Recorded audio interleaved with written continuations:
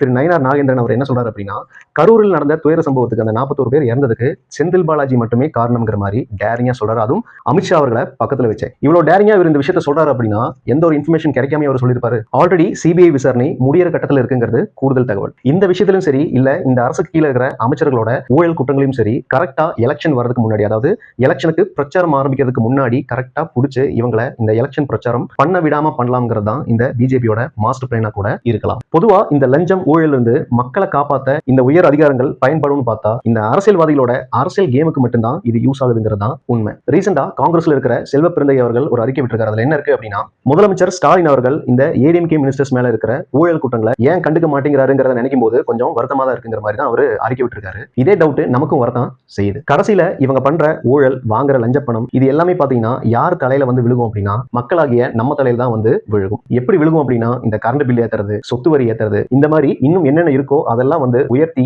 இந்த நாட்டோட கடன் சுமையை நம்மளோட தலையில இறக்கி அவங்க ஜாலியா இருந்துக்குவாங்கிறதா உண்மை.